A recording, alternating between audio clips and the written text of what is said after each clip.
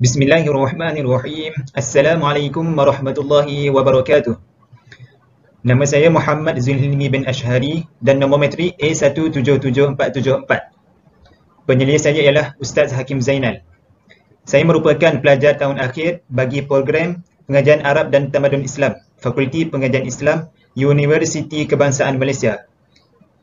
Pada hari ini saya akan membentangkan kajian latihan ilmiah saya yang bertajuk Perbahasan Bab Ataf dalam kitab Nahwu Silam dan Moden. Yang pertamanya ialah pengenalan. Masyarakat Melayu menerima atau menganut ajaran Islam yang telah dibawa oleh pendakwah yang berasal daripada Timur Tengah. Umumnya ajaran Islam yang diterima oleh masyarakat Melayu adalah berdasarkan kepada hukum hakam yang terdapat dalam mazhab Syafi'i. Tambahan itu, aktiviti pembelajaran, pengajaran, penyebaran hasil karya dan pemikiran dalam masyarakat Melayu adalah melalui kitab-kitab silam atau turath, sama ada kitab tersebut kitab Jawi atau kitab Arab. Di samping itu, untuk memahami kitab turath ini, seseorang itu perlu mahir dalam ilmu Nahwu. Dalam ilmu Nahwu, terdapat perbincangan yang khusus berkaitan huruf ma'ani, iaitu huruf yang mempunyai makna. Dan termasuk di dalam perbincangan huruf ma'ani iaitu huruf ataf. Dalam ilmu Nahwu, mengistilahkan ataf itu sebagai kata yang menerangkan dan menghimpunkan antara ma'tuf, iaitu kata yang diatafkan, dengan ma'tuf alaih, kata yang ma'tafkan. Dan huruf ataf ini juga berperanan menghimpunkan antara satu perkataan dengan perkataan yang lain. Seterusnya kita lihat pula kepada pernyataan masalah. Yang pertama iaitu tidak kuasai bahasa Arab.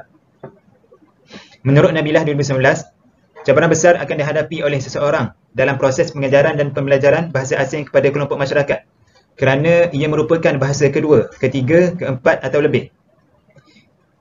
Ini kerana usaha untuk mempelajari dan memahami kaedah tata bahasa Arab merupakan satu cabaran dalam memperolehi bahasa asing ini. Menurut Zainal 2017, di Universiti Jakarta, mahasiswa masih kurang menguasai bahasa Arab dan masih jauh daripada sasaran yang dikehendaki. Yang kedua ialah perbezaan hukum. Antara perkara yang termasuk dalam perbincangan ilmu Nahwu adalah perbahasan berkaitan dengan huruf itu sendiri.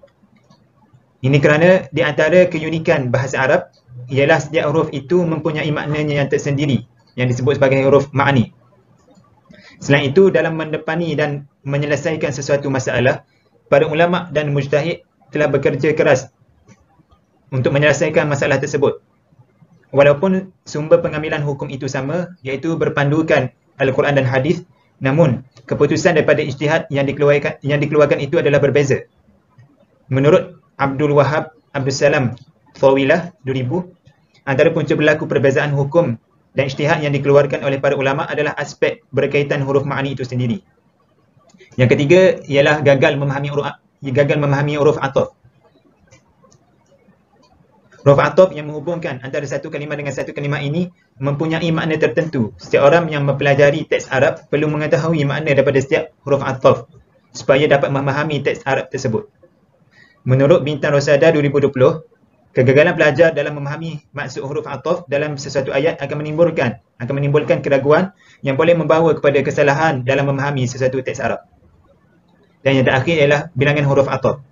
Menurut Syarafuddin 2017, jumlah huruf ataf adalah sebanyak 10, iaitu waw, fa, thumma, au, hatta, bal, am, imma, la dan laki. Dan bertitik tolak daripada permasalahan kajian ini, maka pengkaji berhasrat untuk membuat kajian terhadap perbahasan ulama silam dan moden dalam menguraikan bab ataf ini dengan lebih mendalam. Seterusnya ialah objektif kajian. Kajian ini memfokuskan kepada tiga perkara. Yang pertama, menjelaskan makna ataf dan pembahagiannya. Kedua, meneliti bilangan dan fungsi huruf-huruf ataf. Dan yang ketiga, menganalisis bentuk penghuraian dan cara penerangan bab ataf dalam kitab-kitab Nahwu Silam dan Moden.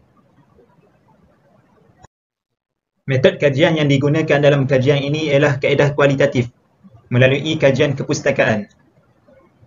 Seterusnya, limitasi kajian. Pengkelasan sesuatu kitab silam atau moden adalah berdasarkan kepada tempoh atau waktu pengarang itu hidup. Zaman moden bermula pada abad ke-15 Masihi sehingga sekarang. Tujuan pemilihan dua kitab Arab silam ini adalah untuk melihat persamaan dan perbezaan keduanya dalam menghuraikan matan Alfiah Ibn Malik, khususnya dalam bab ataf. Adapun pemilihan dua kitab Arab moden kerana keduanya mempunyai penjelasan yang baik. Ditambah pula pengarang kitab Ma'ani An-Nahu yang merupakan pakar bahasa yang tidak asing lagi pada zaman kini, iaitu Dr. Fadil Saleh As-Samarai. Seterusnya, kita lihat pula kepada dapatan dan perbincangan kajian. Dapatan yang pertama iaitu makna ataf dan pembahagiannya.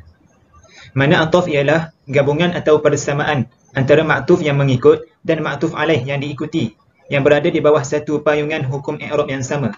Ataf terbahagi kepada dua. Yang pertama, ataf al-bayan. Ataf al-bayan ialah ataf yang mengikut. Ia merupakan isim jamid yang menjelaskan bagi yang diikutinya sebagai mengkhususkan baginya pada isim nakirah. Yang kedua, ataf an-nasaq. Ataf an-nasaq merupakan ataf yang mengikut, yang diselangi antaranya dengan yang diikutinya dengan salah satu huruf daripada 10 huruf. Dapatan yang kedua iaitu bilangan dan fungsi huruf ataf yang terdapat dalam ilmu nahwu. Huruf ataf mempunyai 10 jenis semuanya. Huruf-huruf ini dibahagikan mengikut fungsi-fungsinya yang tersendiri. Fungsi yang pertama iaitu sebagai penggabung. Huruf-hurufnya terdiri daripada huruf fa, waw dan thumma. Yang kedua berfungsi sebagai penyata bahagian. Hurufnya hanya satu iaitu hat. Fungsi yang ketiga iaitu penentu atau pemilih. Huruf-hurufnya ialah au dan am. Fungsi yang keempat iaitu penjelas kekeliruan. Hurufnya hanya satu iaitu bal. Fungsi yang kelima iaitu sebagai penafi. Dan hurufnya ialah la. Dan fungsi yang terakhir iaitu pembetul salah sangka. Dan hurufnya hanya satu iaitu lakin. Dapatan yang ketiga iaitu cara atau bentuk penerangan bab ataf daripada kitab Nahwu Silam dan Moden. Kitab Silam yang pertama iaitu kitab Awdah Masalik.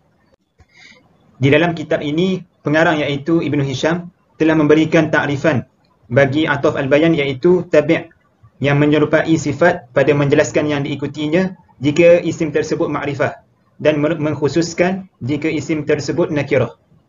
Adapun ataf an-nasaq, ataf an-nasaq ialah tabi' yang diselangi antaranya dan antara yang diikutinya satu huruf yang akan disebutkan nanti.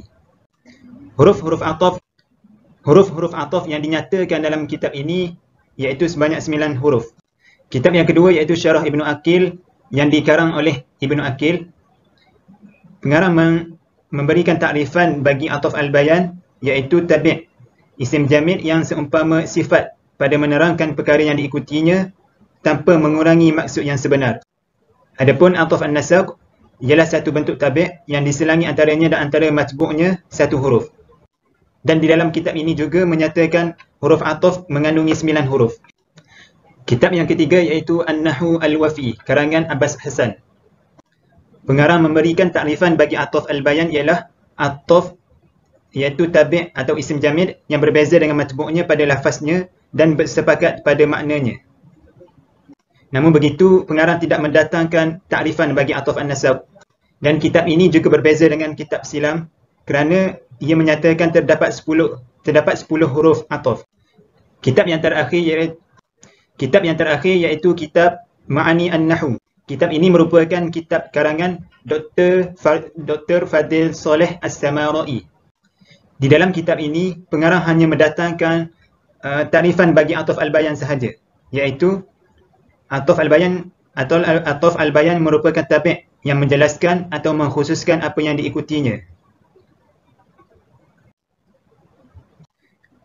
Namun begitu, kitab ini berbeza dengan kitab An-Nahwu Al-Wafi, iaitu di dalam kitab ini menyatakan sebanyak 9 huruf ataf, iaitu sama dengan dua kitab Silam yang lain. Di dalam kitab An-Nahwu Al-Wafi tidak menambah huruf ataf imma. Kesimpulannya, kaedah kualitatif telah digunakan dalam kajian ini yang berdasarkan kepada kaedah kepustakaan. Dan kajian ini telah berjaya mencapai ketiga-tiga objektif yang diinginkan. Oleh yang demikian, nyatalah bahawa perbahasan bab ataf yang terdapat dalam kitab Nahwu Silam dan Moden tidak mempunyai perbezaan yang ketara dan mempunyai banyak persamaan, melainkan beberapa penambahan perkataan yang digunakan oleh pengarang-pengarang kitab Arab moden bagi memberikan kefahaman yang lebih jelas mengenai bab ataf ini. Sekian sahaja daripada saya. Assalamualaikum warahmatullahi wabarakatuh.